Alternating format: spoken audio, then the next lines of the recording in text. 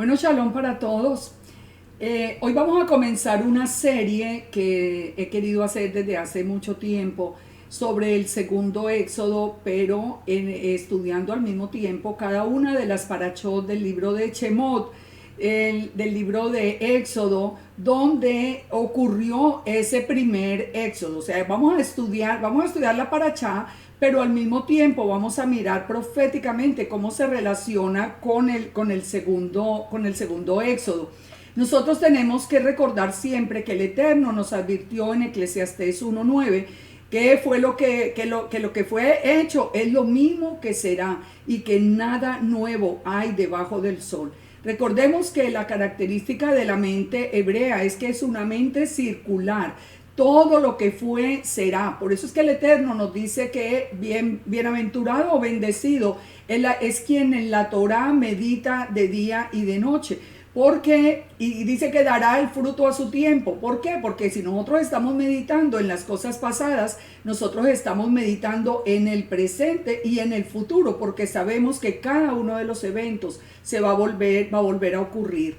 En Isaías 46:9 nosotros encontramos unas palabras del Eterno que las debemos llevar en el corazón para que nos fortalezcan y fortalezcan nuestra fe día tras día. Que nos dice: acordaos de las cosas pasadas desde los tiempos antiguos, porque yo soy Elohim y no hay otro Elohim, ni nada semejante a mí, que anuncio lo por venir desde el principio y desde la antigüedad, lo que aún no había sido hecho. Que digo, mi consejo permanecerá y que haré todo lo que quiero. Haré todo lo que quiero. Él no está hablando que Él es todopoderoso para hacer cumplir su palabra. Opóngase quien se oponga o gústele a quien le guste. Dice: ya yo llamo del oriente al ave y de la tierra lejana al varón de mi consejo. Yo hablé y lo haré venir, lo he pensado y también lo haré. Ese es nuestro Elohim, ese es Yahweh, ese es el todopoderoso Elohim, y nosotros somos testigos hoy del cumplimiento de esto cuando nos estamos levantando ya para ser parte de ese segundo éxodo.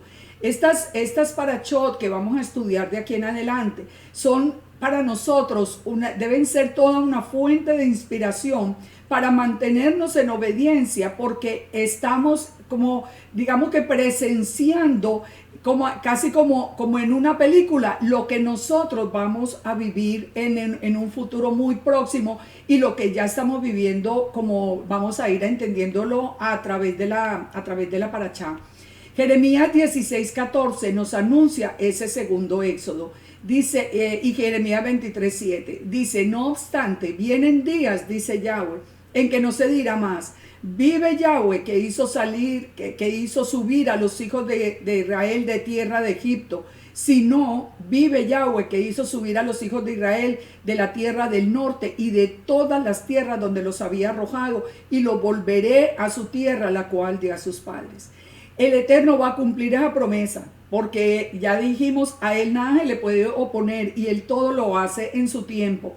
Y yo espero que al finalizar el estudio del día de hoy y el de esta semana que venimos con la segunda parashá de Shemot, entonces nosotros podamos confirmar que somos parte del comienzo de ese segundo éxodo. Fíjense, el mundo va a venir un día en que ya el mundo no se va a acordar de la salida de Egipto, sino que el mundo va a recordar que fue testigo de cómo el Eterno nos sacó a nosotros del norte, del sur, del este y del oeste, y nos llevó al cumplimiento de la tierra prometida.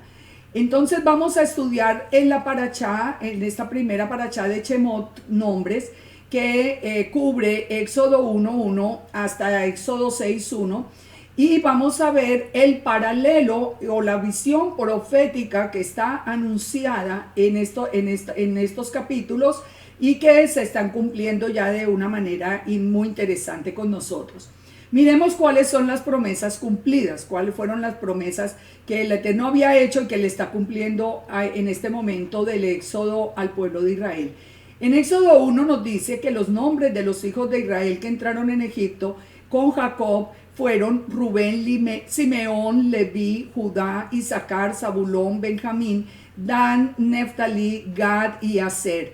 y que dice que todos los que nacieron, le nacieron a Jacob eran 70, y advierte, José estaba en Egipto. ¿Por qué hace esta advertencia? Fíjese que hay dos cosas muy interesantes ahí. La primera, el libro de Hechos, por ejemplo, nos dice que lo de la familia de Jacob al entrar a Egipto eran 75. ¿Por qué hace esa diferencia? No porque haya un error, sino porque está contando la familia, 74, porque está contando la familia de José.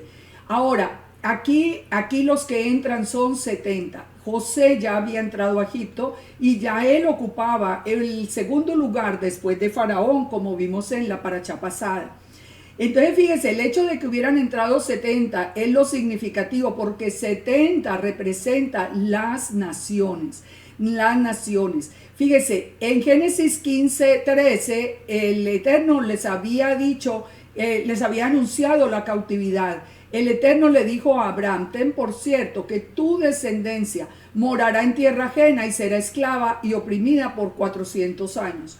Aquí nosotros vemos que ya se está cumpliendo esa promesa o esa advertencia que había hecho el Eterno, porque sabemos que ninguna de sus palabras vuelve vacía.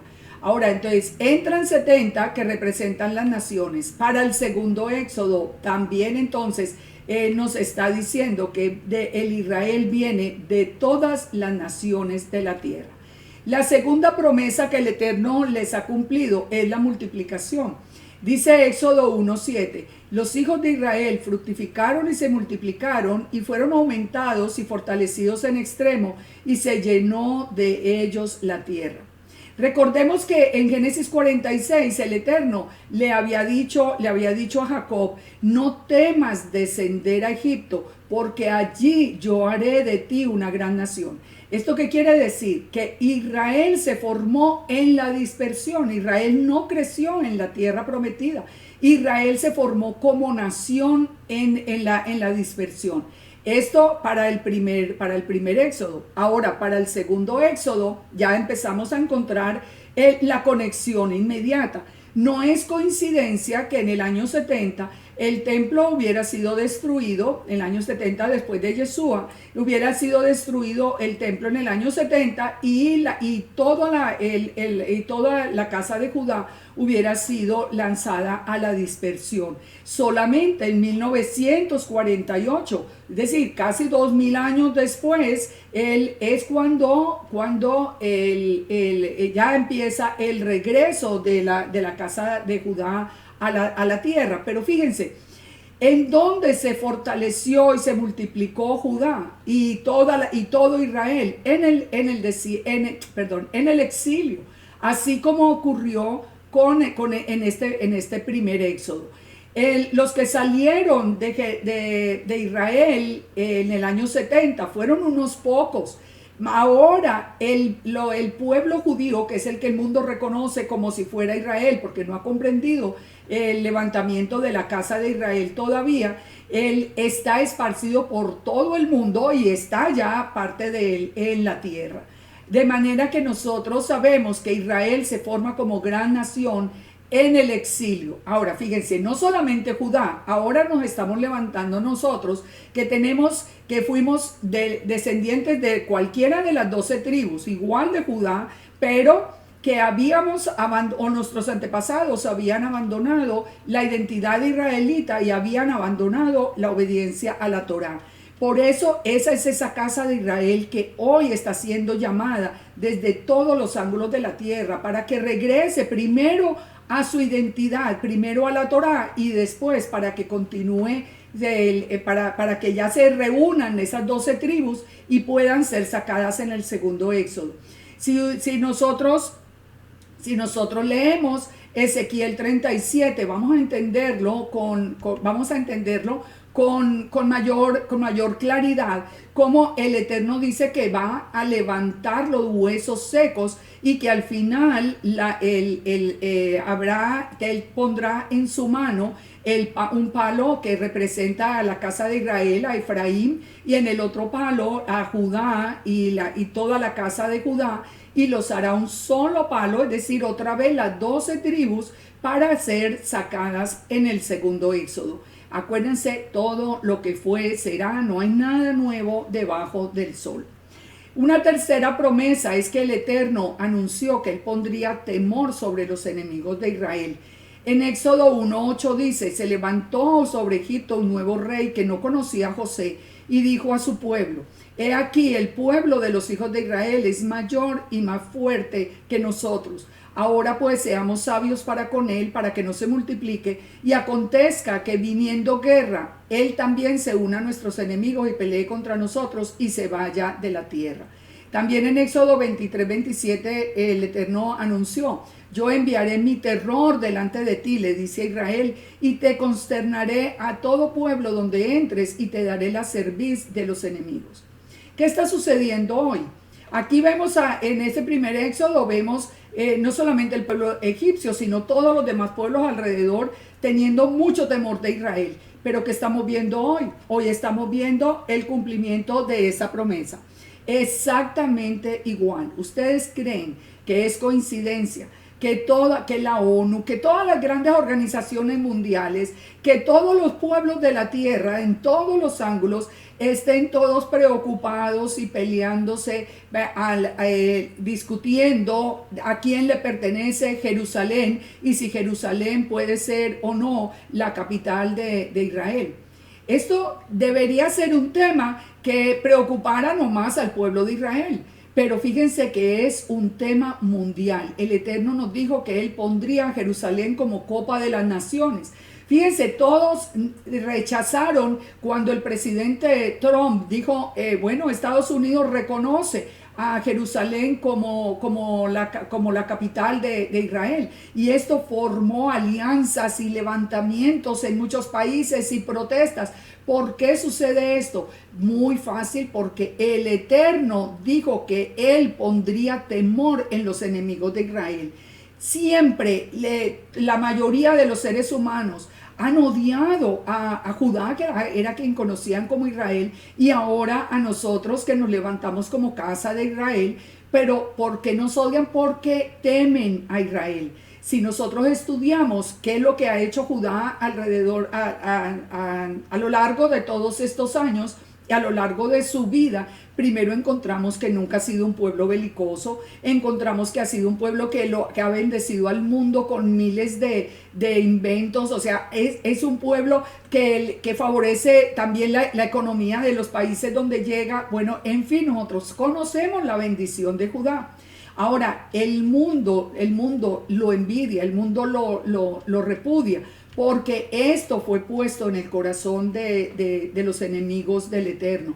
Yo les animo a que ustedes lean por completo el Salmo 105 para que lleguemos hasta el verso 25, donde dice que, hablando de la salida de Egipto, del éxodo de Egipto, dice, cambió el corazón de ellos para que aborreciesen a su pueblo, para que contra sus siervos pensasen mal. Si usted conoce a alguien que odia a Israel, que no puede que no puede amar al pueblo judío, que los rechaza, que los critica, que siempre está en contra, mire, reconozca esto: el Eterno ha endurecido el corazón de esa persona, porque esa persona no es parte de su pueblo.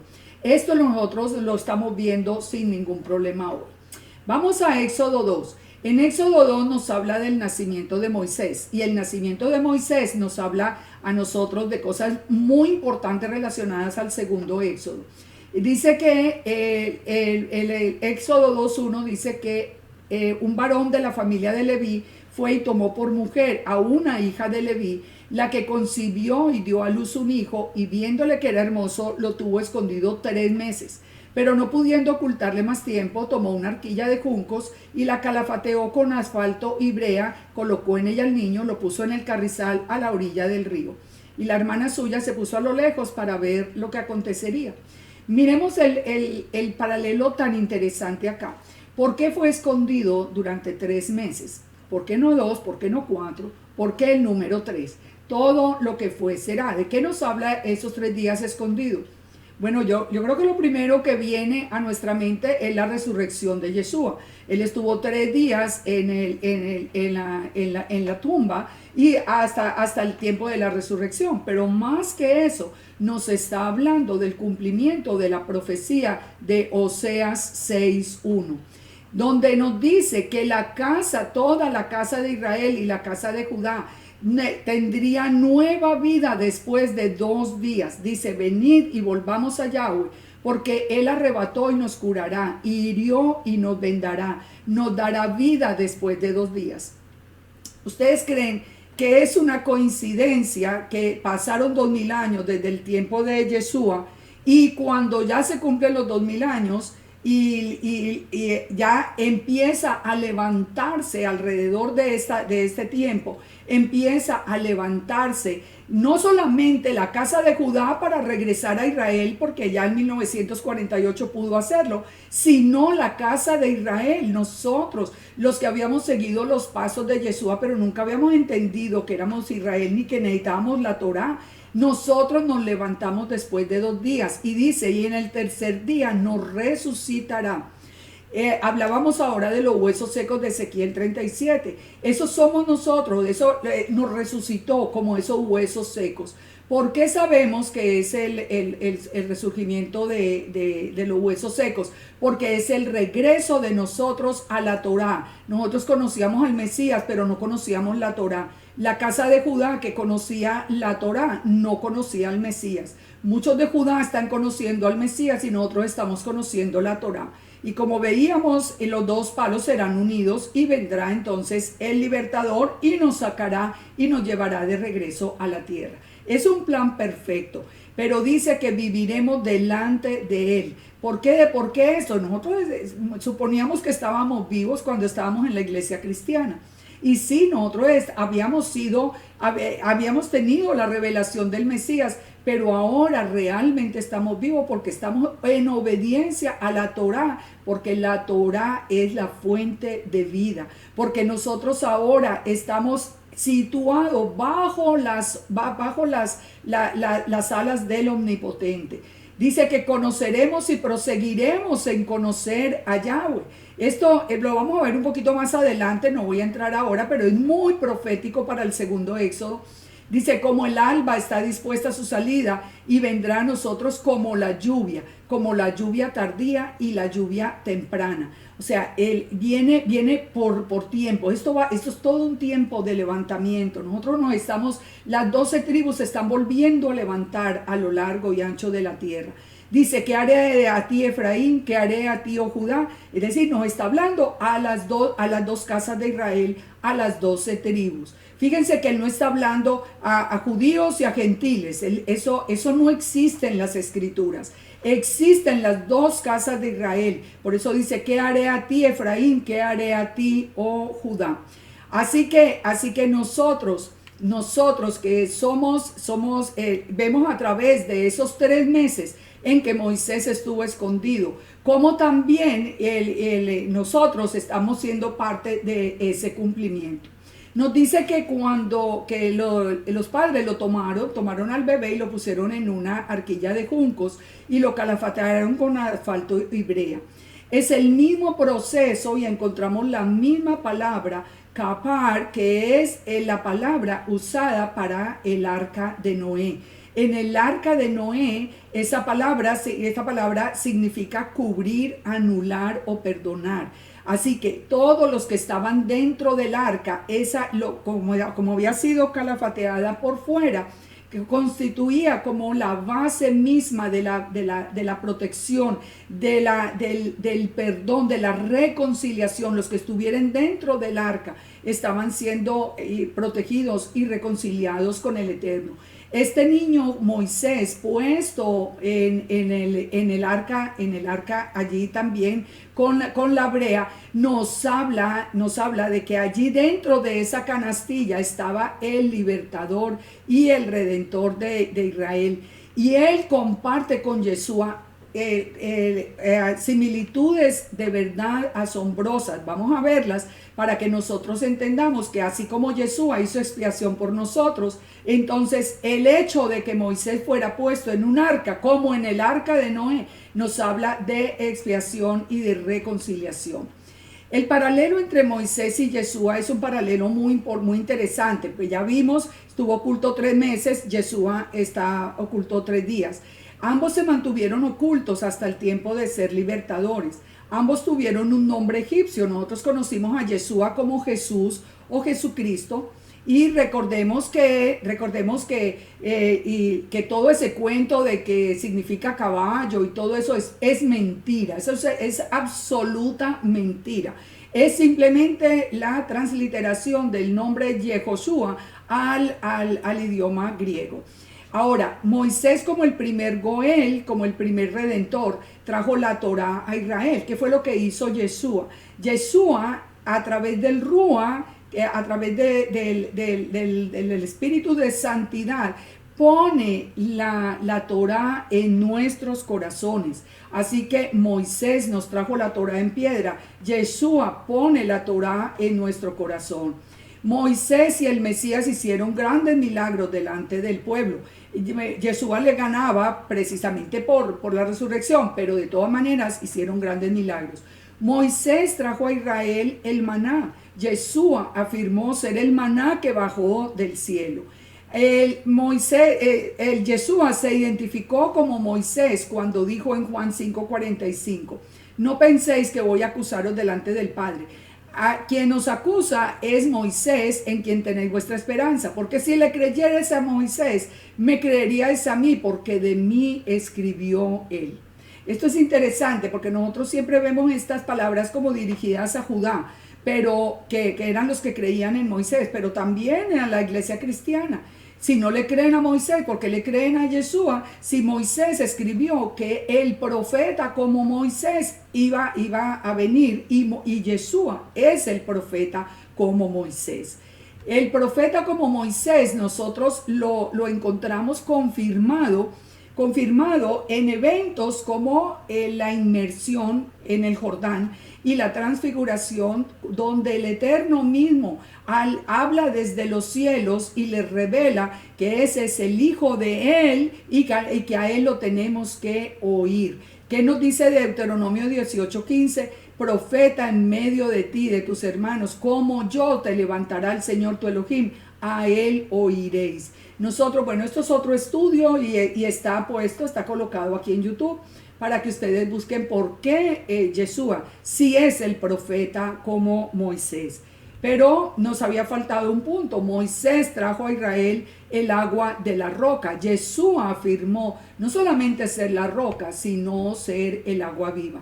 Aún en la gematría, el nombre de Moshe se encuentra con gran entendimiento, porque el valor es 345, que es el mismo número de Shiloh, que es una palabra para el Mesías.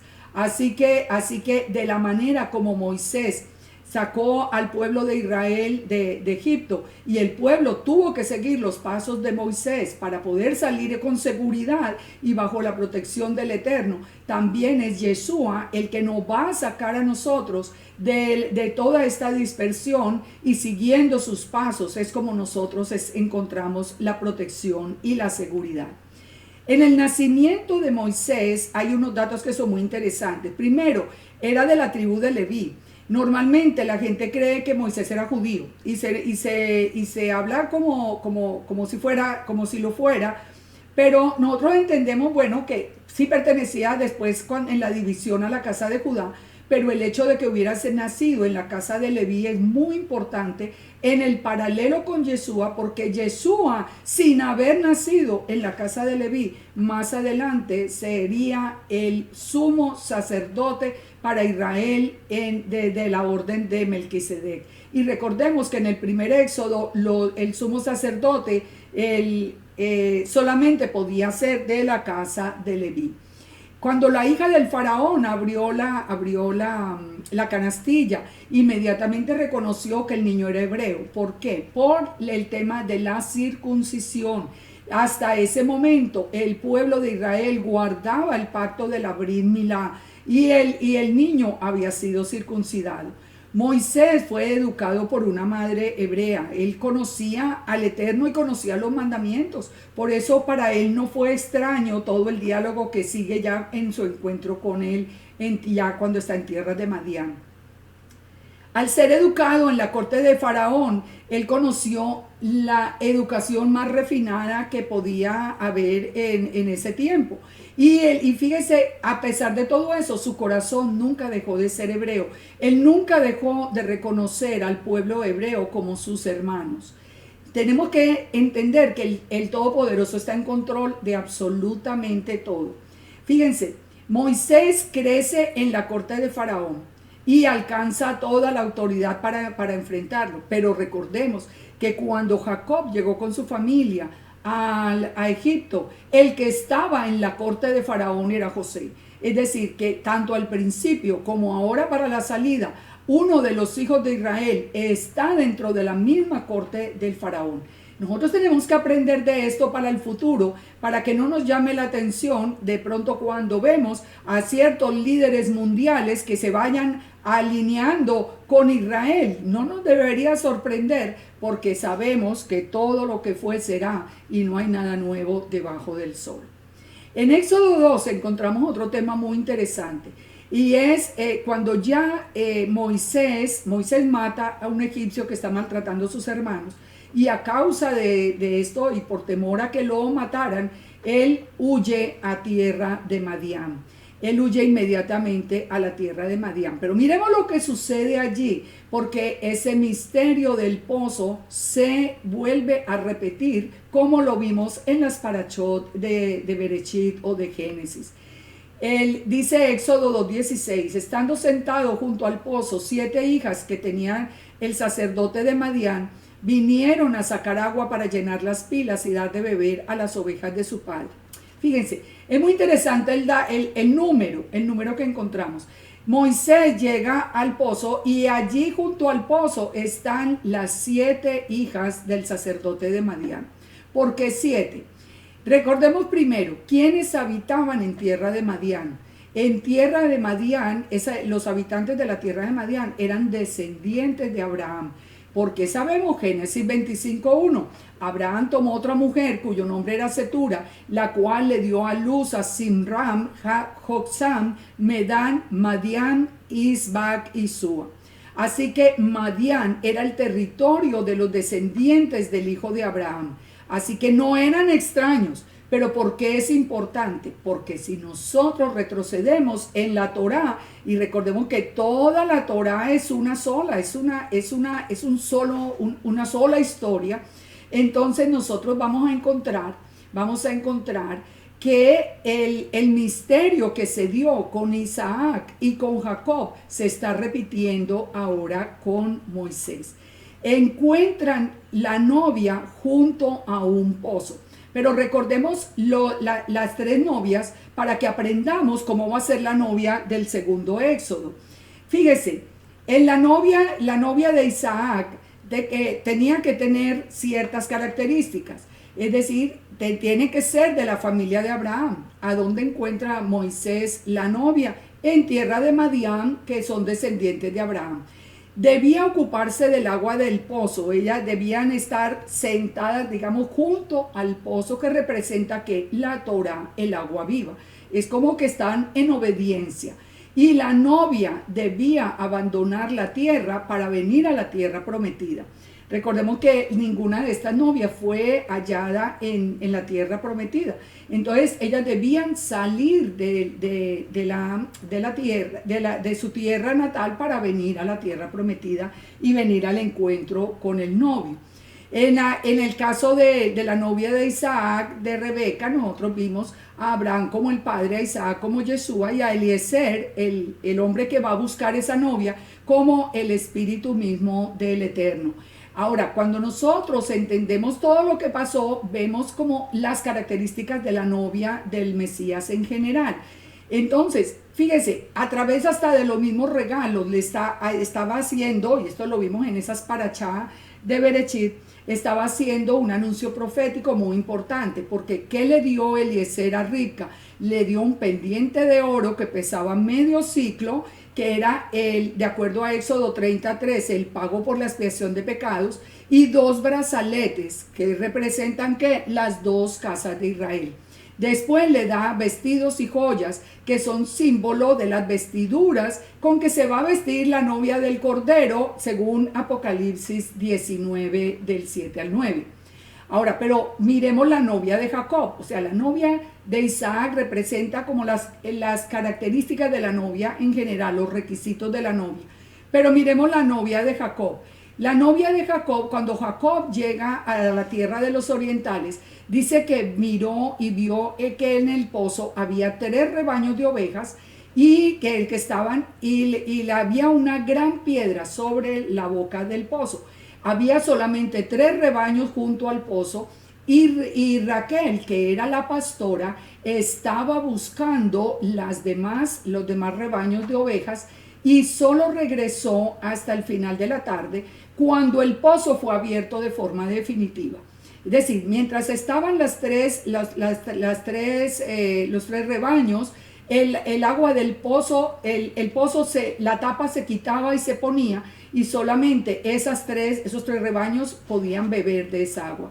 Más adelante, al final de la tarde, dice que es un anticipo del final de los tiempos. Cuando Raquel viene con el resto de las ovejas, ya el pozo se abre en forma definitiva. ¿Eso qué significa? Los 3 rebaños junto al pozo son la casa de Judá, Leví y Benjamín. Y Raquel está buscando ¿a quién? A todos nosotros, a todas el resto de ovejas de la casa de Israel, que estamos siendo traídos hasta el pozo al final de la tarde. Entonces, ya cuando todos estemos juntos, las aguas, ya el pozo ya no vuelve a ser cerrado, y la Torá correrá inclusive por todas las naciones. ¿Por qué lo sabemos?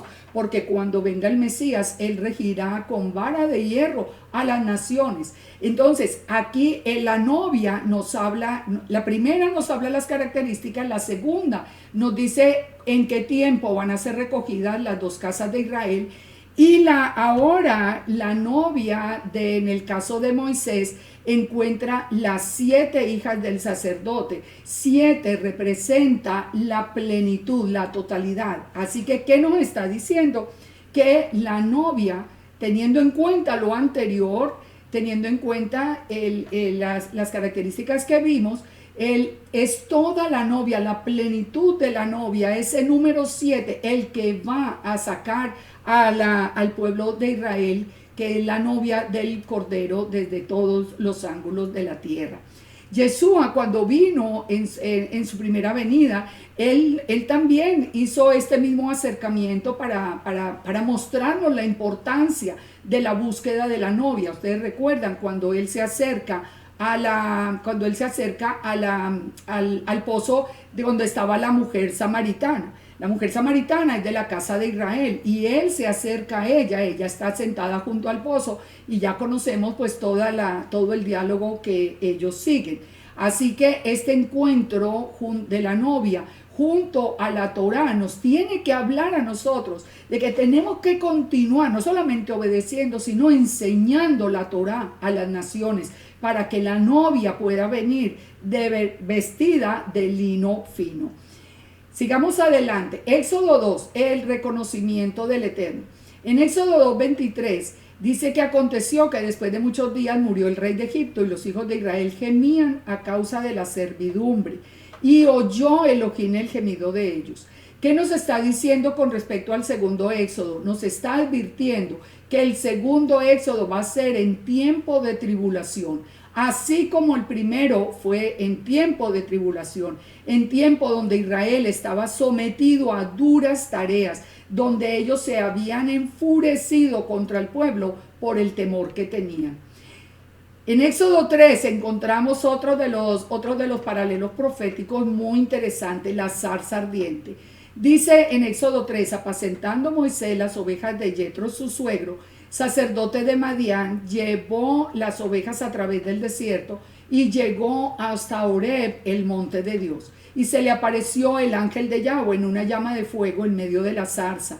Y él miró y vio que la zarza ardía en fuego y la zarza no se consumía. Entonces Moisés dijo: iré yo ahora y veré esta grande visión, ¿por qué causa la zarza no se quema? Fíjense que esto es muy interesante, porque nosotros somos como esas ovejas de Yitro, esas ovejas que salen de acá de la tierra de Madián y llegan hasta el monte Horeb.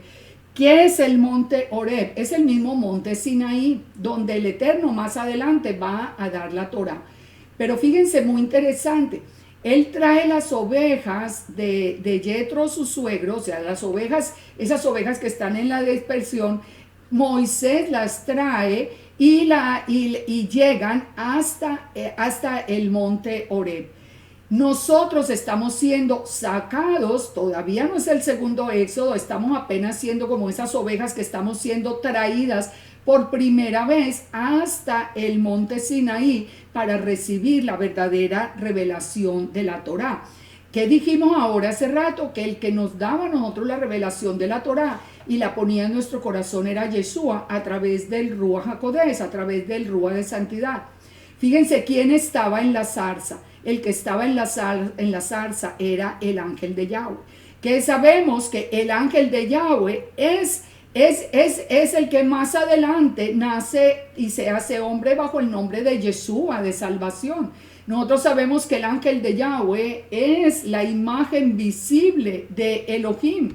Y nosotros tenemos una cantidad de similitudes aquí que ya las hemos estudiado en otras partes, pero que de una manera rápida la quiero resumir para que esta parte de aquí quede clara. Entonces, el ángel se aparece en medio de la zarza, pero se identifica como Elohim mismo. Él se identifica como Elohim mismo. Él le dice en el versículo 6, yo soy el Dios de tu padre, el Dios de Abraham, el Dios de Isaac, el Dios de Jacob. Entonces Moisés cubrió su rostro porque tuvo miedo de mirar a Elohim. Fíjense, y el que está hablando es el ángel de Yahweh, dice, yo soy el Elohim de Abraham, Isaac y Jacob.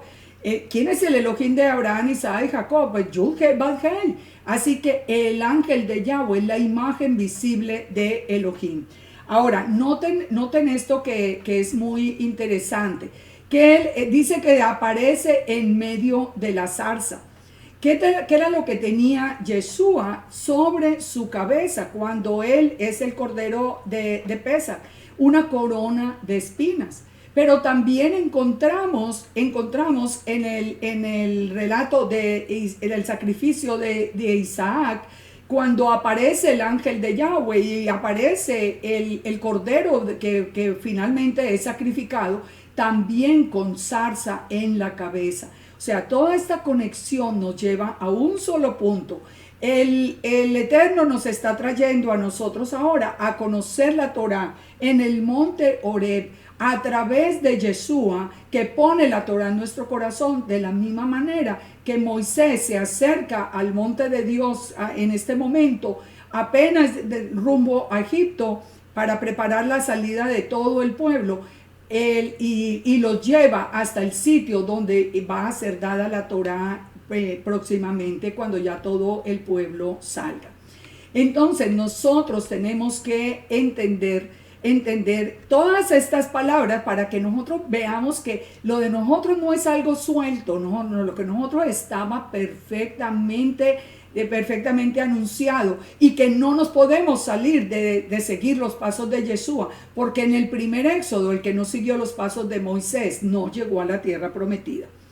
Fíjense, sigue más adelante el texto de Éxodo diciendo, luego dijo Yahweh, bien he visto la aflicción de mi pueblo que está en Egipto, y he oído su clamor a causa de los exactores, y he descendido para librarlos de la mano de los egipcios. Él escuchó, él vio la aflicción, o sea que él estuvo presente viendo la aflicción. Él dice que escuchó el clamor y ha descendido. ¿Qué nos dice Proverbios 34? Dice, ¿quién subió al cielo y descendió? ¿Quién encerró los vientos en sus puños? ¿Quién ató las aguas en un paño? ¿Quién afirmó los términos de la tierra? ¿Cuál es su nombre y el nombre de su hijo, si sabes? O O sea, esto es muy claro. Es el Eterno mismo, es el que descendió en la forma del ángel de Yahweh acá, en la forma de Yeshua para nosotros. Porque es la imagen visible de Elohim. No es otro, no es alguien aparte del Eterno, porque no hay dos. El Eterno es uno. No hay dos, no son tres, tampoco es la Trinidad, tampoco son dos, que es que el Hijo es diferente al Padre. Eso no es verdad, eso no es lo que nos dice la Escritura. Nos dice que Yahweh es uno y Yeshua es la imagen visible de Elohim. Y por eso dice que si sabe el nombre del Padre y del Hijo, son uno. El Eterno entonces es el que descendió para librar al pueblo, pero el que estaba presente era el ángel de Yahweh. Fíjese, más adelante Moisés bendice a José con estas palabras: bendito de Yahweh sea tu tierra, con lo mejor de los cielos, con el rocío, con el abismo abajo, con los más escogidos frutos del sol, con el rico producto de la luna, con el producto más fino de los montes antiguos, con la abundancia de los collados eternos, con las mejores dádivas de la tierra y su plenitud. Y dice: y la gracia del que habitó en la zarza venga sobre la cabeza de José. ¿Quién fue el que habitó en la zarza? Acabamos de ver, el ángel de Yahweh. Y dice, y dijimos que era Yeshua. ¿Y qué es lo que caracteriza a Yeshua? La palabra gracia. Que la gracia de Yeshua venga sobre la casa de José. Nosotros somos todos esa casa de José. Porque como les repito, aunque nuestros antepasados hubieran sido judíos, ellos abandonaron la Torá, abandonaron la identidad israelita. Entonces nosotros tenemos que entrar por la casa de Israel que está siendo recogida por la gracia del que habitó en la zarza. Nosotros tenemos un misterio tan hermoso. ¿Y cuántos están negando hoy a Yeshua por falta de entendimiento, por seguir hombres, por no creerle al Eterno? Ahora, toda la bendición de Israel viene a través del ángel de Yahweh. Él es el que acampa alrededor de los que le tememos y nos defiende. Así que ya vimos toda la similitud. Ustedes la pueden leer los textos acá si paran la transmisión y leen en el PowerPoint, pero de todas maneras tenemos la seguridad de que Moisés trajo esas ovejas hasta el monte Horeb y Yeshua nos está trayendo hasta el monte Horeb a recibir la Torá en el corazón. Vamos al nombre del Eterno, en Éxodo 3. Este sí que es un punto bien interesante.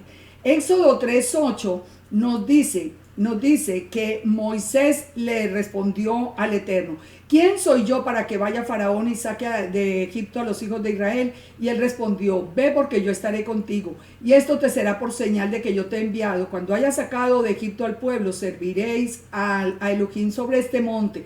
Y dijo Moisés a Dios: he aquí que llego yo a los hijos de Israel y les digo: el Dios de vuestros padres me ha enviado. Si ellos me preguntan cuál es su nombre, ¿qué les responderé? Y respondió Elohim a Moisés: yo soy el que soy. Y dijo, o sea, Yud-Heh-Vav-Hei, así dirás a los hijos de Israel: yo soy, me envió a nosotros.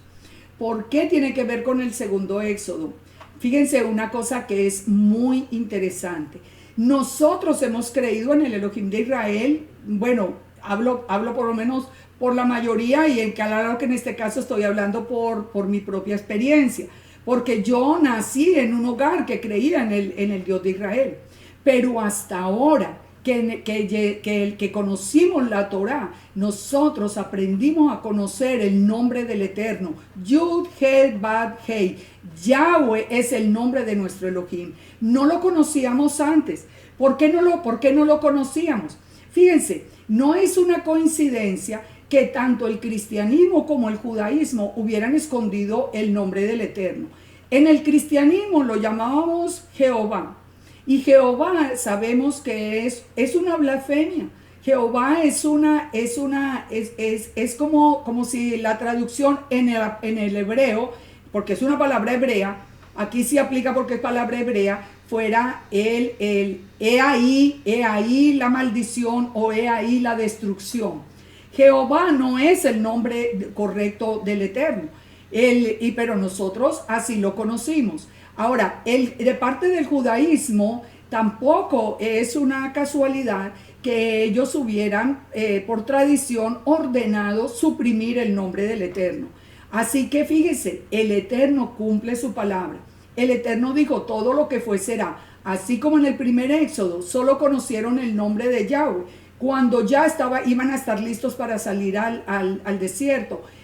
Nosotros también, aunque pasamos tantos años creyendo en Él, hasta ahora lo conocemos, hasta ahora conocemos su nombre. ¿Esto estaba anunciado en alguna otra parte que nos confirme? Exactamente.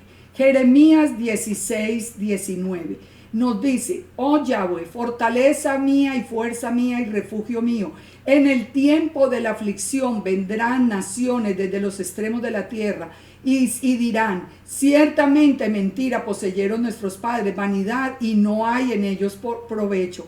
¿Hará acaso el hombre dioses para sí? Mas ellos no son dioses. He aquí que yo les enseñaré esta vez, les haré conocer mi mano, mi poder, y sabrán que mi nombre es Yahweh. Así que mire, esto no es coincidencia. Estamos en tiempo de la aflicción. Dice que es en el tiempo donde vendrán de todas las naciones. Nosotros nos estamos levantando de todas las naciones. Y estamos diciendo, nosotros habíamos aprendido errores, mentiras. Nosotros habíamos aprendido que la Torah estaba abolida, que el día de reposo se había cambiado, que las fiestas del Eterno estaban abolidas. Es exactamente lo que había anunciado el profeta Jeremías. Pero fíjese, nos hace una advertencia. De todos esos que venimos, unos van a creer en los hombres como sus dioses. Pero los que venimos de todo corazón detrás del Elohim de Israel, vamos a conocer su nombre. Y eso está ocurriendo hoy. Muchos de las raíces hebreas hoy hicieron de los hombres, especialmente de los sabios judíos, sus dioses. La palabra de ellos está por encima de las escrituras. Los que hemos creído de verdad en las escrituras, los que respetamos la escritura, la palabra del Eterno, por encima de cualquier consideración o cualquier tradición, nosotros hemos conocido el nombre de Yahweh, el nombre con el que tendría que ser conocido a través de las naciones. Por eso lo pronunciamos. Ahora, lo pronunciamos con respeto, lo pronunciamos enseñando su palabra. De resto, es mejor utilizar algunos de sus atributos. Pero de todas maneras, el mundo tiene que conocer ahora que el nombre de Yahweh es el nombre del Elohim de Israel, porque el mundo va a ver muy pronto todo el poder desplegado como lo vio Egipto en su tiempo. Entonces, fíjense, respondió Yahweh a Moisés, yo soy el que soy, así dirás a los hijos de Israel, yo soy, me envió a nosotros. Nosotros sabemos que ese gran yo soy es el que nos ha traído hasta acá en este momento. Ahora, no es una coincidencia. Y fíjense con lo que acabamos de aprender, no es coincidencia que el nombre de Yud-Heh-Vav-Hei en paleohebreo signifique, he ahí la mano, he ahí el clavo. Eso no es una coincidencia, porque qué mano y qué clavo estamos pensando en Yeshua HaMashiach, el clavado en ese madero y levantado como estandarte a las naciones. Así que Yahweh es uno, Yeshua es su imagen visible y nosotros somos sin duda alguna parte de todo este cumplimiento. Hay muchos versos que ustedes también pueden parar en este momento la grabación y mirar los versos para que vean que nosotros sí podemos pronunciar y debemos pronunciar el nombre de Yahweh a las naciones, porque esa es la voluntad de Él. Hasta ahora era voluntad que hubiera estado escondido. No fue maldad ni del cristianismo ni del judaísmo, simplemente era propósito del Eterno.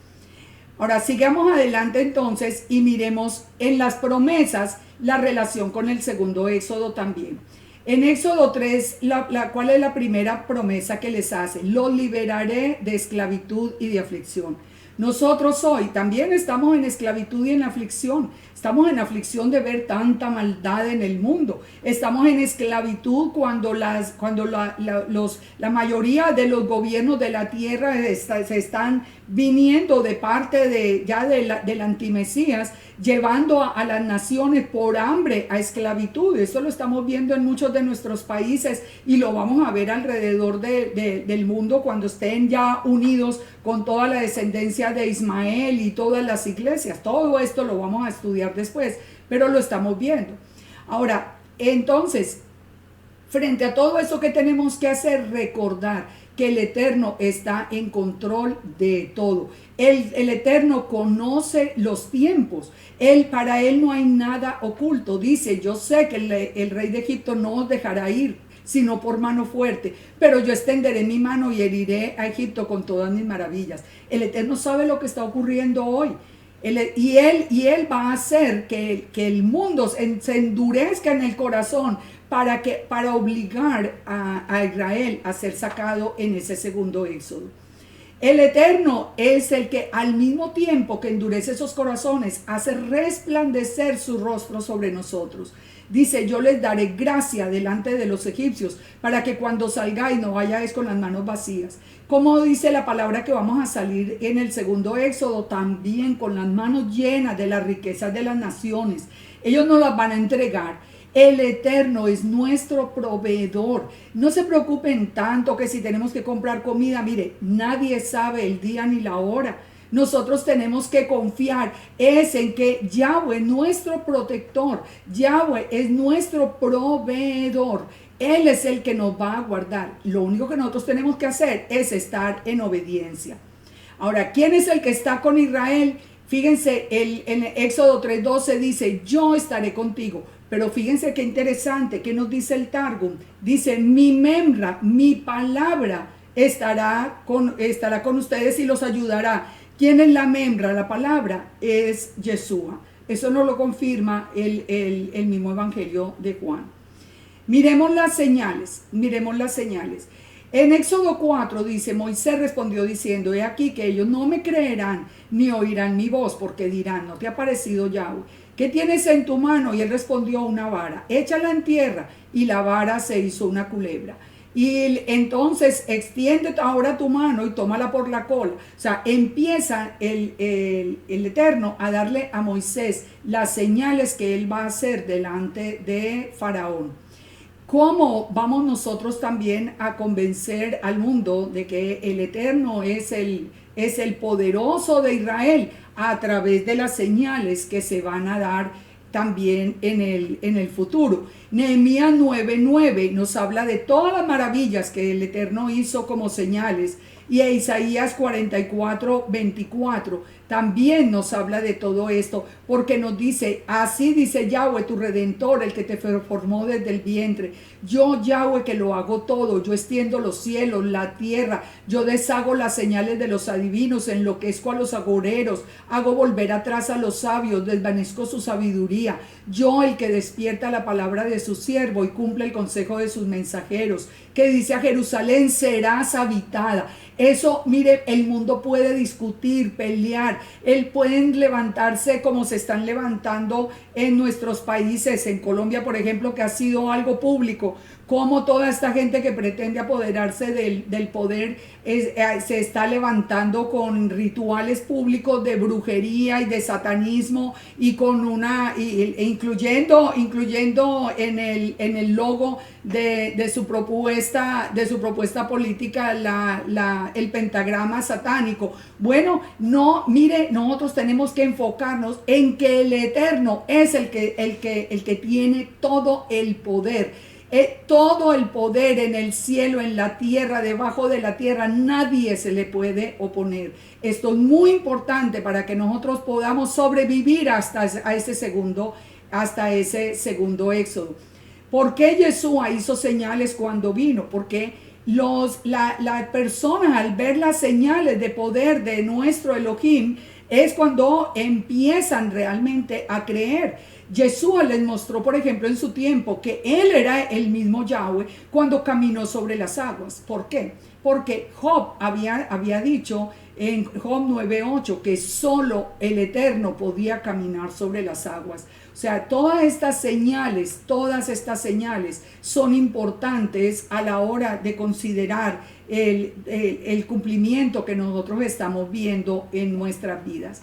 Pero fíjense una cosa muy interesante. A pesar de que el Eterno le está dando las señales, se le está revelando con su nombre, se le está revelando con todo. A pesar de todo esto, Moisés saca una excusa para no ir a Faraón y le dice que de su problema de tartamudez. Dice que él es torpe de lengua.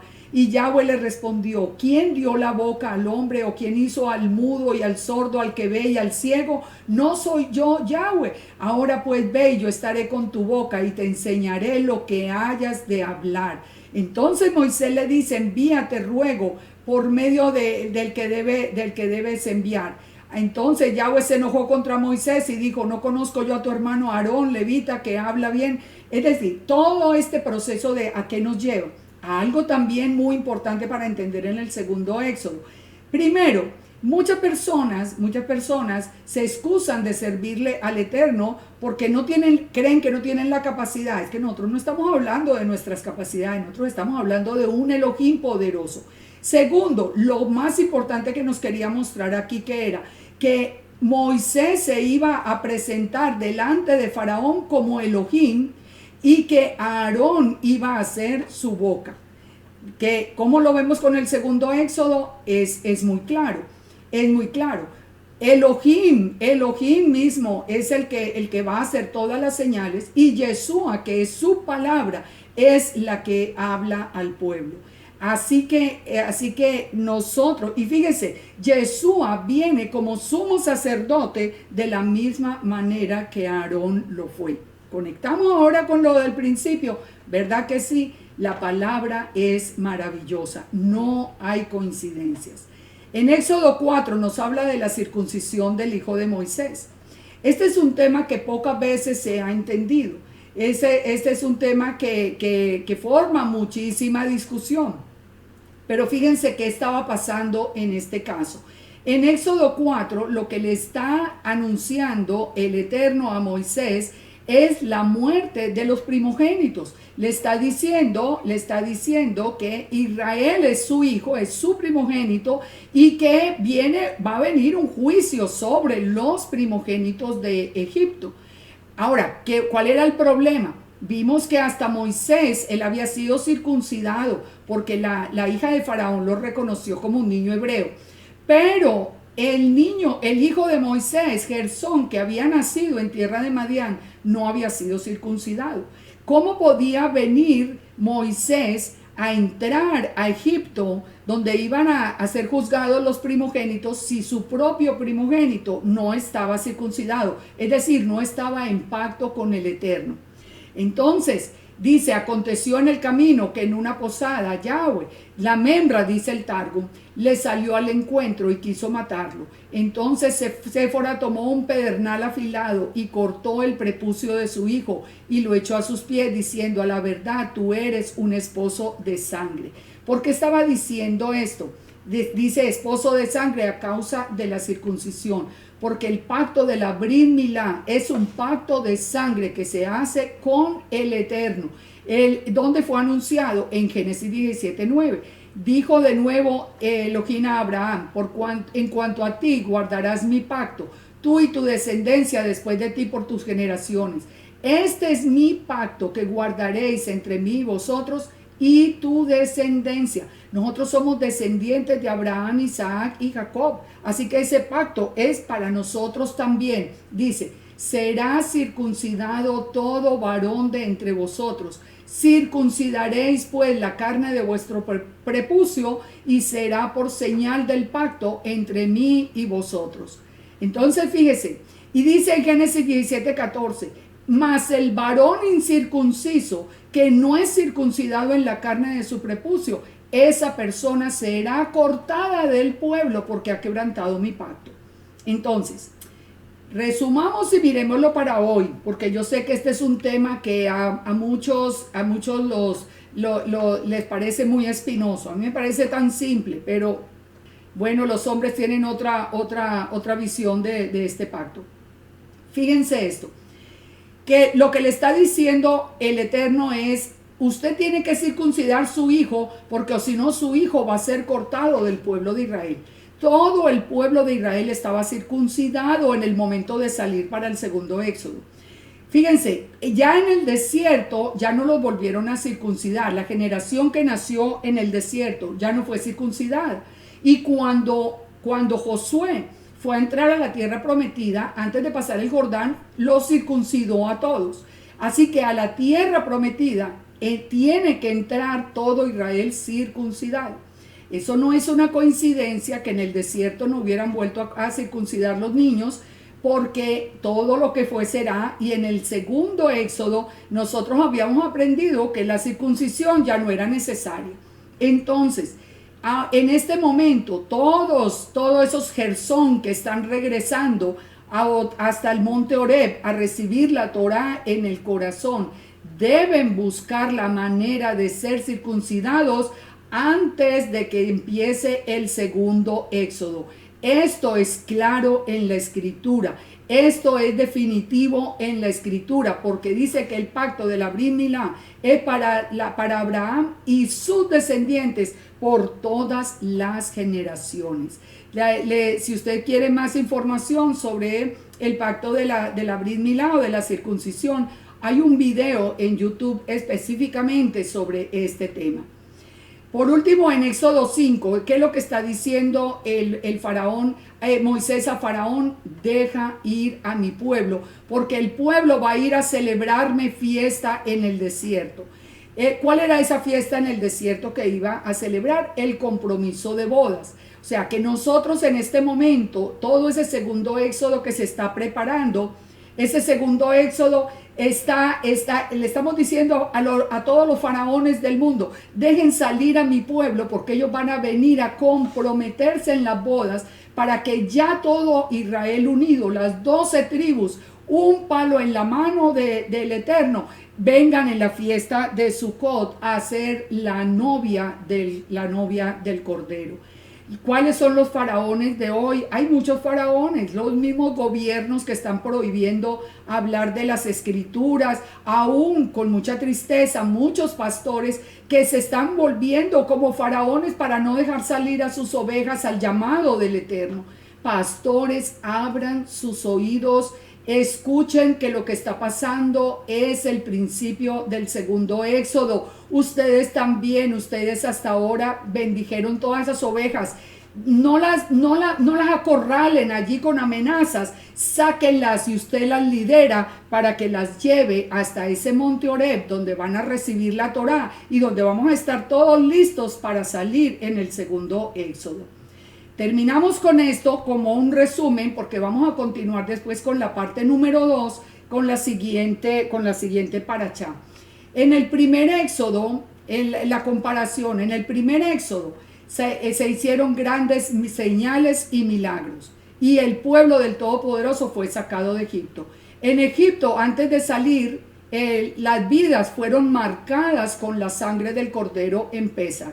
En el pan sin levadura, ellos salen apresurados para el desierto, y el pueblo fue reunido en el desierto para celebrar las bodas.